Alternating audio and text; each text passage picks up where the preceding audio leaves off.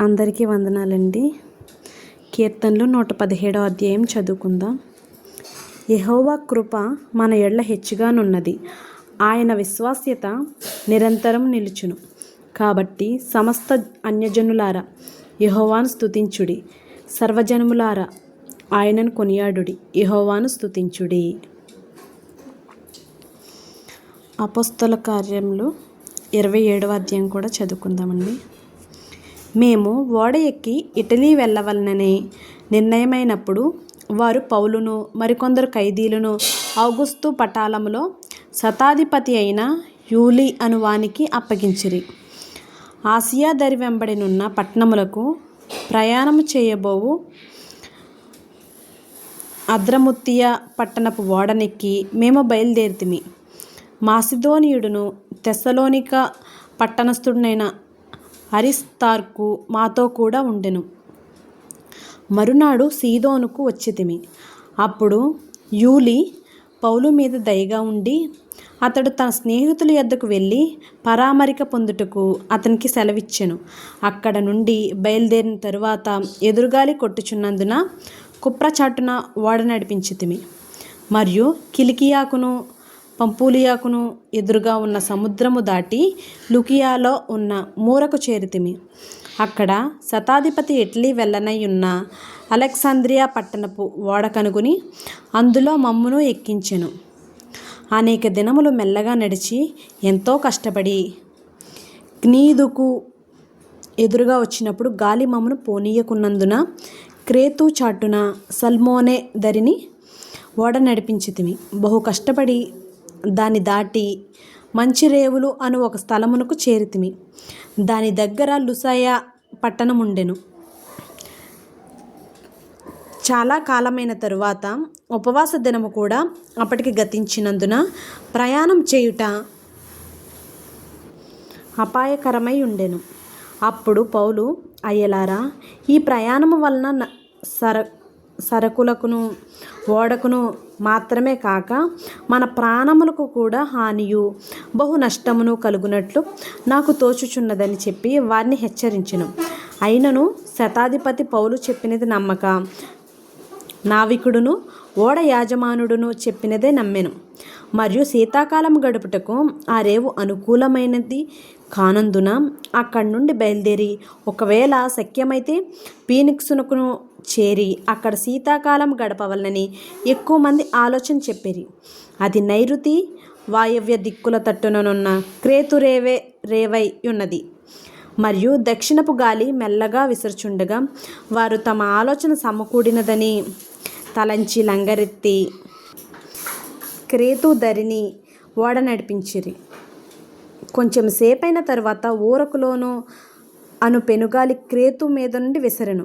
దానిలో ఓడ చిక్కుకుని గాలికి ఎదురు నడవలేకపోయినందున ఎదురు నడిపించుట మాని గాలికి కొట్టుకుని పోతిమి. తరువాత కౌద అనబడిన ఒక చిన్న ద్వీపము చాటున దాన్ని నడిపింపగా పడవను భద్రపరచుకునుట బహు కష్టతరమాయెను. దానిని పైకెత్తి కట్టిన తర్వాత త్రాళ్ళు మొదలైనవి తీసుకుని ఓడ చుట్టూ బిగించి కట్టిరి. మరియు సూర్తిసను ఇసుక తిప్ప మీద పడుదుమేమో అని భయపడి ఓడ చాపలు దింపివేసి కొట్టుకుని పోయిరి. మిక్కిలి పెద్దగాలి కొట్టుచున్నందున మరునాడు సరుకులు పారవేయసాగిరి.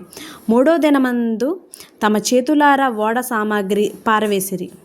కొన్ని దినములు సూర్యుడైనను నక్షత్రములైనను కనబడక పెద్దగాలి మా మీద కొట్టినందున ప్రాణములతో తప్పించుకుందుమను ఆశ బొత్తిగా పోయెను. వారు బహుకాలము భోజనము లేక ఉన్నందున పౌలు వారి మధ్యను నిలిచి, అయ్యలారా, మీరు నా మాట విని క్రేతు నుండి బయలుదేరకయే ఉండవలసినది. అప్పుడు హానియు నష్టమును కలగకపోవును. ఇప్పుడైనను ధైర్యం తెచ్చుకునుడని మిమ్మును వేడుకొనుచున్నాను. వాడకే గాని మీలో ఎవని ప్రాణమునకును హాని కలుగదు. నేను ఎవని వాడనో ఎవరిని సేవించుచున్నానో ఆ దేవుని దూత గడిచిన రాత్రి నా యొద్ద నిలిచి, పౌలా, భయపడకుము, నీవు కైసరు ఎదుట నిలవవలసి ఉన్నది. ఇదిగో, నీతో కూడా ఓడలో ప్రయాణమైపోచున్న వారి అందరినీ దేవుడు నీకు అనుగ్రహించి ఉన్నాడని నాతో చెప్పాను. కాబట్టి అయ్యలారా ధైర్యం తెచ్చుకొనుడి. నాతో దూత చెప్పిన ప్రకారము జరుగునని నేను దేవుని నమ్ముచున్నాను. అయినను మనం కొట్టుకుని పోయి ఏదైనా ఒక ద్వీపము మీద పడవలసి ఉంటునని చెప్పాను. 14వ రాత్రి వచ్చినప్పుడు మేము అద్రియా సముద్రంలో ఇటు అటు కొట్టుకొని పోచుండగా అర్ధరాత్రి వేళ ఓడవారు ఏదో ఒక దేశము దగ్గర పడుచున్నదని ఊహించి బుడిద వేసి చూచి 20 బూరల లోతని తెలుసుకొనిరి. ఇంకనూ కొంత దూరం వెళ్ళిన తర్వాత మరలా బుడిద వేసి చూచి 15 బారల లోతని తెలుసుకుని అప్పుడు రాతి తిప్పలు గల చోట్ల పడుదుమేమో అని భయపడి వారు ఓడ అమరములో నుండి 4 లంగర్లు వేసి ఎప్పుడు తెల్లవారునా కాచుకుని ఉండిరి. అయితే ఓడవారు ఓడ విడిచి పారిపోవాలని చూచి తాము అనివిలో నుండి లంగర్లు వేయబోనట్లుగా సముద్రంలో పడవ దింపి వేసిరి. అందుకు పౌలు, వీరు ఓడలో ఉంటేనే గాని మీరు తప్పించుకొనలేరని శతాధిపతితోనూ సైనికులతోనూ చెప్పాను. వెంటనే సైనికులు పడవత్రాళ్ళు కోసి దాన్ని కొట్టుకుని పోనిచ్చిరి. తెల్లవారుచుండగా పౌలు 14 దినముల నుండి మీరేమియూ పుచ్చుకొనక ఉపవాసంతో కనిపెట్టుకుని ఉన్నారు గనుక ఆహారం పుచ్చుకొనుడని మిమ్మల్ని వేడుకొనుచున్నాను. ఇది మీ రక్షణకు సహాయమగును. మీలో ఎవని తల నుండి ఒక వెంట్రుకైనను నశింపదని చెప్పుచు ఆహారం పుచ్చుకొనుడని అందరినీ బతిమాలెను. ఈ మాటలు చెప్పి ఒక రొట్టె పట్టుకొని అందరి ఎదుట దేవునికి కృతజ్ఞతాస్తుతులు చెల్లించి దాన్ని విరిచి తినసాగెను. అప్పుడందరూ ధైర్యం తెచ్చుకుని ఆహారం పుచ్చుకొనిరి.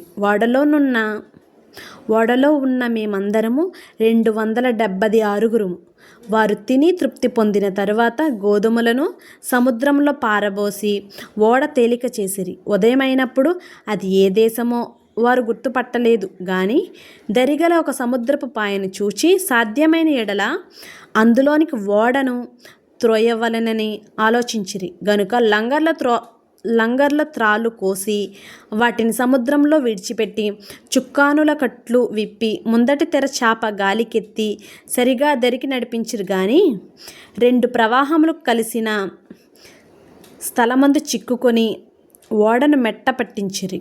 అందువలన అనివి కూరుకొని పోయి కదలకు ఉండెను. అమరము ఆ దెబ్బకు బద్దలైపోసాగెను. ఖైదీలలో ఎవడునూ ఈదుకొని పారిపోకుండునట్లు వారిని చంపవలనని సైనికులకు ఆలోచన పుట్టెను. గాని శతాధిపతి పౌలును రక్షింపనుద్దేశించి వారి ఆలోచన కొనసాగనీయక మొదట ఈతగలవారు సముద్రంలో దుమికి దరికి పోవలననియు కడమవారిలో కొందరు పలకల మీదను కొందరు ఓడ చెక్కల మీదను పోవాలననియు ఆజ్ఞాపించును. ఈలాగు అందరూ తప్పించుకుని దరిచేరిరి. దేవుడి పరిశుద్ధ వాక్యం మన వీటిలో దీవించునుగాక. ఆమేన్.